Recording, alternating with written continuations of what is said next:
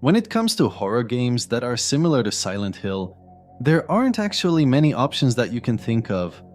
Some people might mention Resident Evil, but I personally consider it in an entirely different category, and you can't put it in the same box as Silent Hill. To find a game that can compete with Silent Hill, you need an experience that combines psychological drama, a mysterious story, and well-designed combat mechanics that make surviving a convenient mission. You might find good examples of games that have these features, like The Suffering and Siren, but when it comes to the modern era, there's only one game that stands out from the crowd. And it's definitely none other than The Evil Within.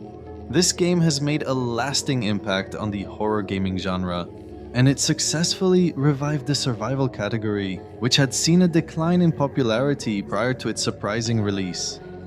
When it came out in 2014, somehow it felt like something we hadn't experienced for a long time, probably since the last interesting Silent Hill game, which was Shattered Memories in 2009. The Evil Within also looks very close to Silent Hill 4, which I explained in my last video. It provides the same concept of a nightmarish alternate world that makes no sense and is full of unthinkable dangers. It portrays a mysterious psychotic antagonist with a tragic history who wants some revenge from humanity. And it also makes you confused about what's real and what's not when it comes to the history of the environment where the events take place. This is why I think it's very necessary today to explain the story and plot of this dark game, so we can all understand why it's the closest thing possible to Silent Hill, and in some cases, why it's even better in certain aspects. So get your hot cup of coffee ready and prepare to get into a mystifying world of horror and psychological dread.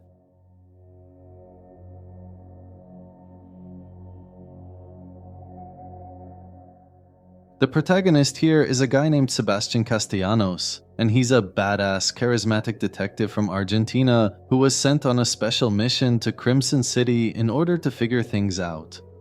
Well, I made the Argentina part up, but it would have been cool if they added some background details to his character.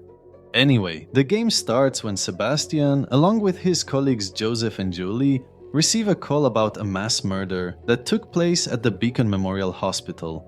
When they arrived at the crime scene, they were confronted with a gruesome sight of a massacre that unfolded within the hospital's walls, making it a place that sends chills down the spines. After a little bit of exploration, they stumble upon a lone survivor in the middle of the chaos, and Sebastian becomes curious to watch the hospital's security footage.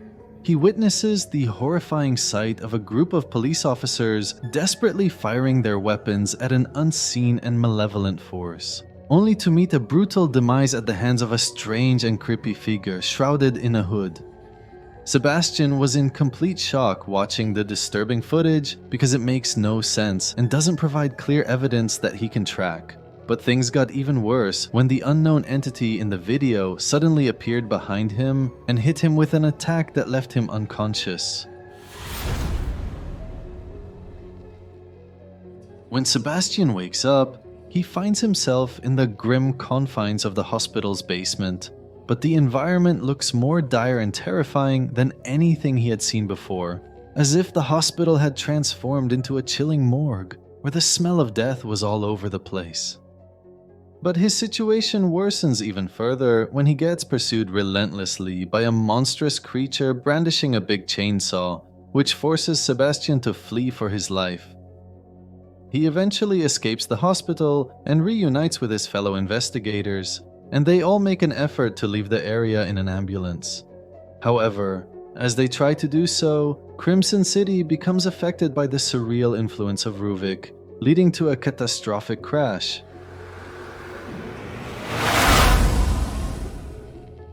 In the aftermath of the accident, Sebastian manages to free himself from the wreckage, but he finds himself in a confusing realm characterized by unnatural forests and forsaken structures teeming with ugly and nightmarish creatures. But the real question is, who the heck is Ruvik?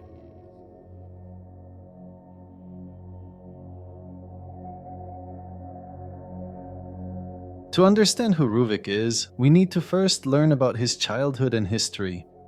His original name is Rubin Victoriano, and as a child, he was known for his remarkable intelligence, even though he also grappled with intense mental issues and disturbances. Despite his young age, he achieved significant discoveries in the field of psychotherapy. But in the process, he used inhumane methods that showcased his twisted mind.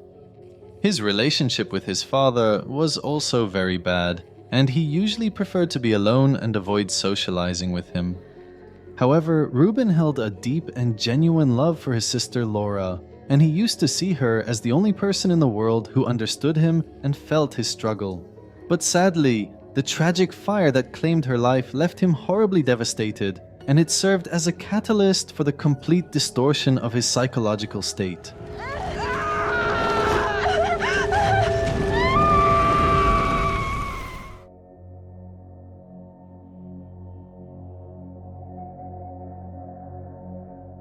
Following the distressing incident, his father forced him to stay away from the outside world, exposing him to disturbing, strange visions of Laura. And as time passed, his growing animosity and deteriorating mental state eventually led him to commit the shocking act of killing his own parents. And he did it mainly to claim their money and push forward his research. His isolation from society gradually made him lose all trace of humanity, descending into sadistic cruelty. He was even referred to as a serial killer, disguised as a scientist due to his admiration for torture, elaborate traps, and ensuring his victims suffered during his horrific experiments. But despite all of this, his love for his sister, Laura, remained intact, and his primary motivation for conducting his experiments was to create something called the STEM system, so he could be reunited with her.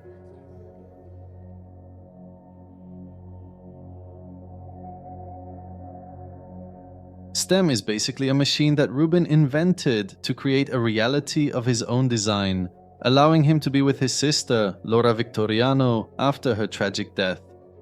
Rubin had a partner in this project called Dr. Marcelo Jimenez, who was a close friend of Rubin and assisted him by providing materials and patients for his experiments, and many of them were patients in the mental hospital, by the way.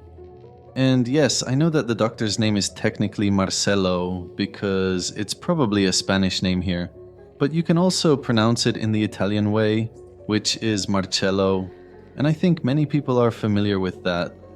This is why I really wanted the creators of the game to provide some details about the backgrounds of the characters to make things even more interesting and realistic. Anyway, let's just call him Marcelo from now on. This collaboration between Rubin and Marcelo soon turned into an aggressive relationship, after Marcelo tried to share the project with a certain organization that was interested in it, causing the tensions between the two to worsen over time. Long story short, bad things kept happening between Rubin, Marcelo, and the organization, until Marcelo one day activated the wireless STEM system when police, including the detective Sebastian and his colleagues, arrived at Beacon Mental Hospital. This decision triggered their entry into the STEM as the transition between reality and the mindscape occurred. Ruvik took advantage of this opportunity and succeeded in manifesting in the hospital, where he ended up killing the entire police squad aside from injuring Marcelo himself. The detectives at that time were unaware that they were already within the STEM world, and when they found the wounded doctor, they thought that he'd been a survivor of the massacre before they fled the hospital in an ambulance.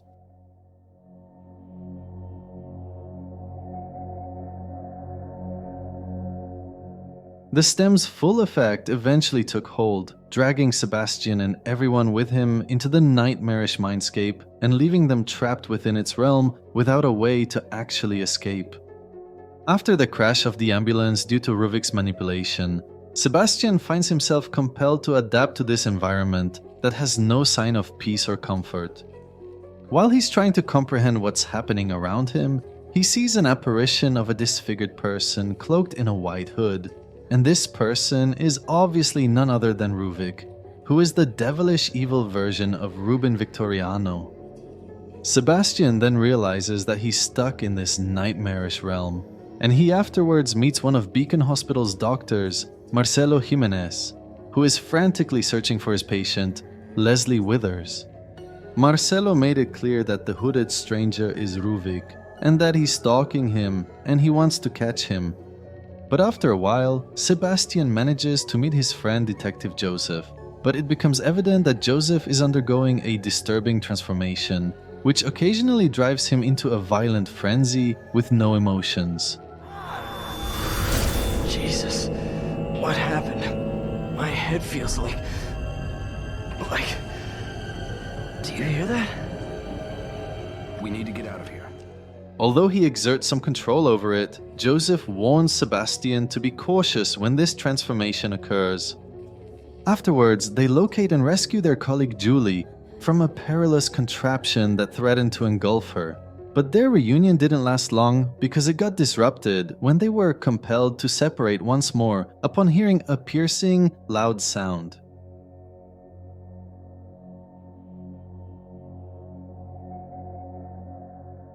Julie finds herself forced to relive the harrowing memories of her initiation into the organization that was involved in Ruvik's experiments. These revelations reveal that she was actually an undercover operative dispatched by the organization with the mission of extracting patient Leslie from the custody of Marcelo. This task was evidently intended to push Marcelo into continuing his collaboration with the organization. He had been deeply involved in the STEM system, which is a machine capable of merging individual minds into one with a centrally influential mind. But someday, Marcelo activated the system without the organization's knowledge, which caused a loud, unique noise. But what Marcelo didn't know is that the organization trained Julie very well to navigate the intricate realm of STEM and retrieve Leslie. The story of Ruvik, whose real name is Ruben Victoriano, is revealed to Sebastian through different memories that are manipulated by Ruvik himself. Sebastian learns that Ruben was a brilliant but disturbed child who had a strong bond with his sister Laura. Their parents had enemies who set fire to the barn where they were playing, which led to the death of Laura and left Ruben badly burned after his father hid him in the basement of their mansion. Ruben never got over Laura's death and eventually murdered his parents, inheriting their wealth and using it to fund his research on the human mind at Beacon Mental Hospital, where he obtained subjects for his experiments. And this is why the hospital is the main setting for the game. Anyway, what the detective Julie discovered over time is that the organization was interested in Leslie because they wanted him to be a replacement for Ruvik's brain. His simple and easily manipulated mind was seen by them as the ideal choice to build a world according to their own design using STEM. All right, come on, stay close to me. I'll protect you.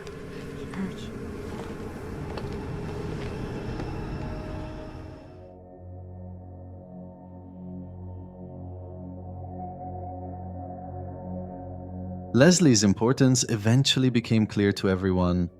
This made Dr. Marcelo and Sebastian think of using Leslie for their escape from Ruvik's nightmarish mindscape. However, they soon understand that Ruvik's true objective is to transfer his consciousness to a compatible host and break free into the real world. Afterwards, Marcelo gets killed by a big, ugly monster that was invented by Ruvik's subconscious, before scattering the group throughout his twisted mind. Julie is the first to locate Leslie and attempts to shoot him to prevent Ruvik from seizing him as a host. But before she can act, Sebastian and Joseph intervene. In a tense moment, Julie shoots Joseph, but Ruvik intervenes once more, which leads to their separation. Julie, desperately attempting to defy the organization, discovers she has been administered a serum that enables them to enter the STEM world with her.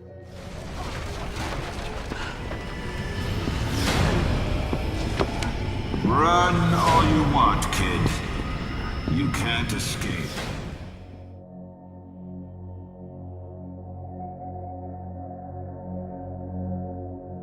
After a long time of hunting and surviving, Sebastian finally locates Leslie and safely leads him back to the hospital. But as they reach the pinnacle of the lighthouse, he stumbles upon his lifeless body submerged in a bathtub connected to the STEM machine. Julie arrives and tries to persuade Sebastian that Leslie must be sacrificed.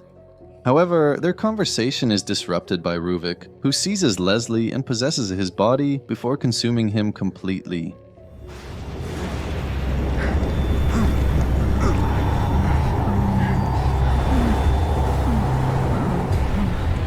Leslie, stop!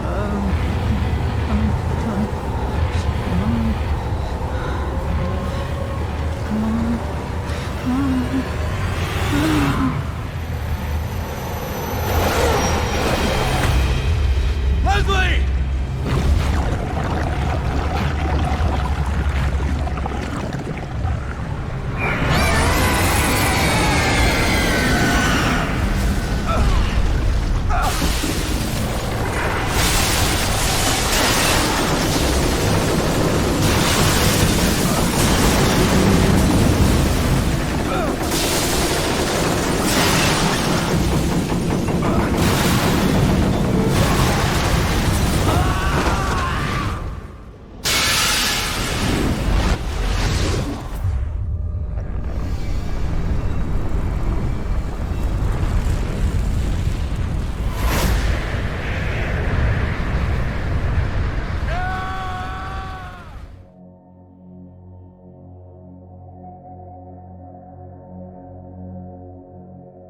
At the end of this dreadful journey of Sebastian Ruvik and fellow detectives, a huge monster born from Ruvik's mind appears, and Sebastian finds himself compelled to fight him in order to break free from this unbearable situation. He'll have a hard time dealing with this creature, but eventually he wins and somehow finds himself waking up in a bathtub. Subsequently, he disconnects himself from the machine before taking Ruvik's brain out of the stem system and destroying it once and for all. I created this world. You cannot keep me here. Ruvik. I'm going to finish this.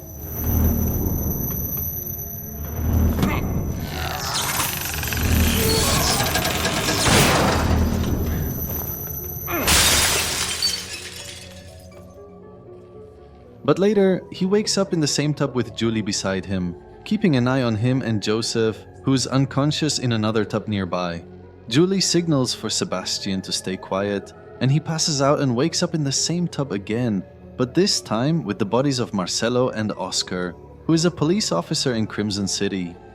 Afterwards, the police show up, and Sebastian leaves the hospital. He sees Leslie leaving, but a headache hits him, hinting that Ruvik's influence might be back, and he might seek revenge on those connected to his machine. Even though the game keeps this part vague and unclear, it's apparent that it means that Ruvik didn't actually die completely, and that the nightmare isn't over, like Sebastian thinks.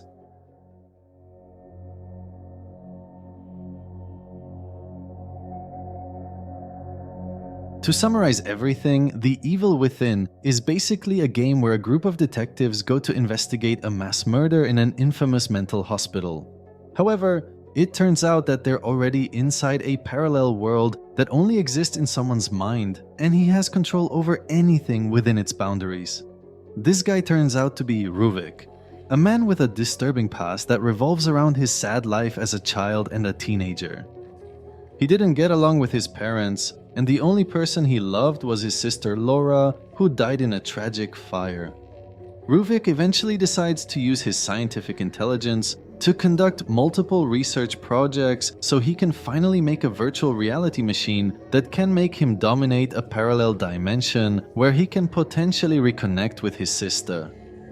But things turn out to be complicated, because Ruvik needs to transfer his mind to a compatible host so he can go back to the real world. Sebastian works hard to prevent this from happening, but along the way, he encounters countless threats, and he also meets key characters that were involved in the experiments and related to the hospital. Even though there are differences when it comes to the backstory, I personally see a big similarity between The Evil Within and Silent Hill 4 if we focus on the big picture. Ruvik and Walter Sullivan have so much in common, including their troubled childhood, their awful relationship with their parents, and their profound desire for revenge and reuniting with the person they love the most. Walter's biggest dream was to meet his mother, whom he had never known, and Ruvik wanted to bring back his beloved sister Laura, who was his best friend and his only supporter in life. Walter also controls the alternate world that he created, which is the same thing as Ruvik. On top of that, Walter is searching for certain people to use as sacrifices for a certain ritual, while Ruvik is searching for a specific person to use as a host for his plan to travel from the virtual world to the real one.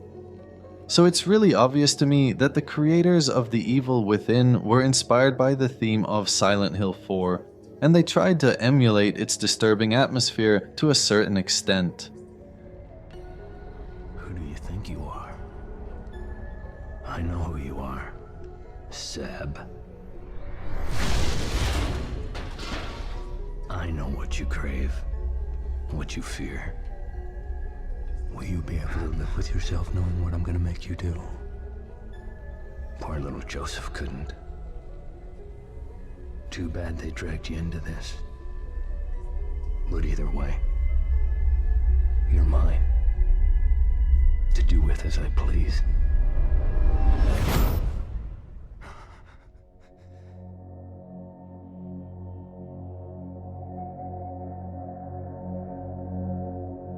This is probably the most memorable boss in the entire game, and it's mainly due to its identity. It symbolizes the memories of Laura's tragic demise and Ruvik's quest for revenge. It exhibits a high resistance to bullets, but also a strong adverse reaction to open flames, which relates to the barnhouse fire that left Laura severely injured and ultimately led to her death. It's likely that the discolored and uneven skin on Laura's reincarnated form is a result of the burns sustained in the fire. But what's even more distressing is that the agonized screams she emits could actually be a manifestation of Ruvik's lasting memory of her screams of torment as she suffered in the blaze.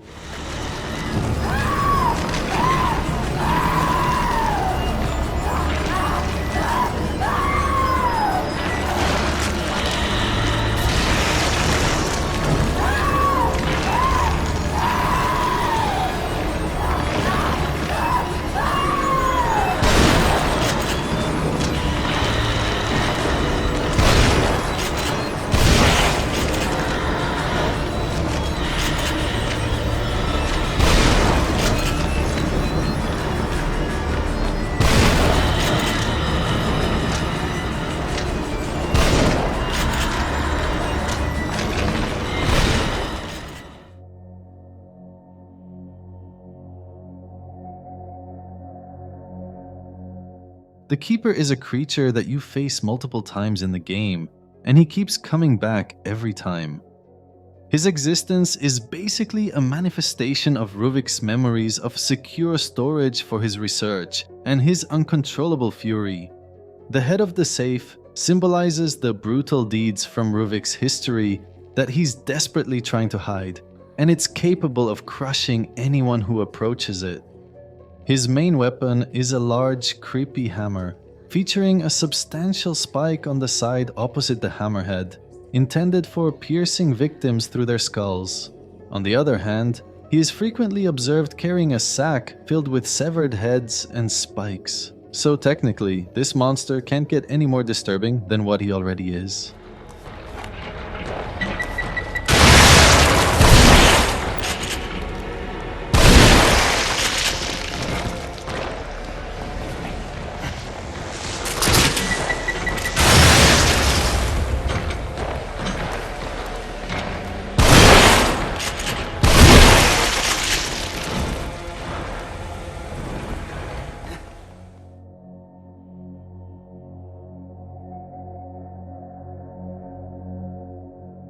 The Sadist is an enemy that appears in both the original game and the sequel, and he's not as dangerous as Laura or the Keeper, but he's definitely annoying.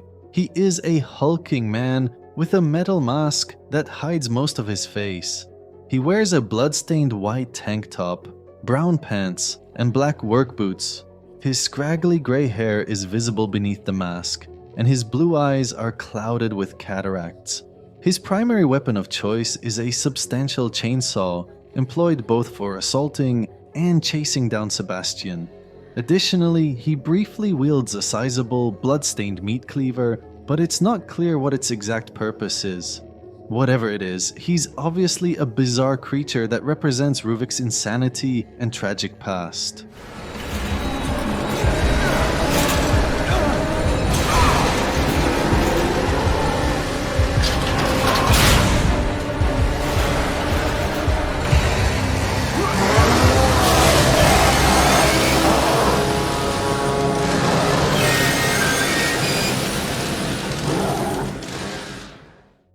By now, I think you have a good idea about the backstory of this amazing psychological survival horror game.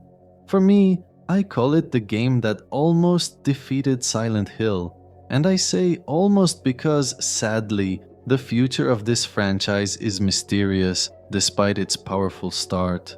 Most of you probably know that the sequel wasn't as impressive as the original one, but regardless of the quality, what made The Evil Within 3 harder to make was the disappointing number of sales that the second one had.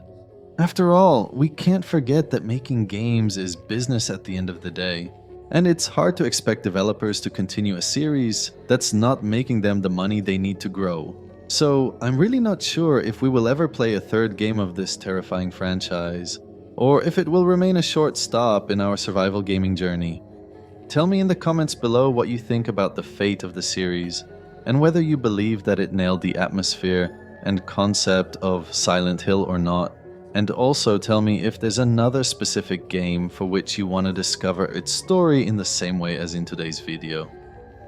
I'm personally thinking that the next one should be Silent Hill Downpour, and my choice is based on so many important reasons that I would be glad to explain to you in a dedicated video.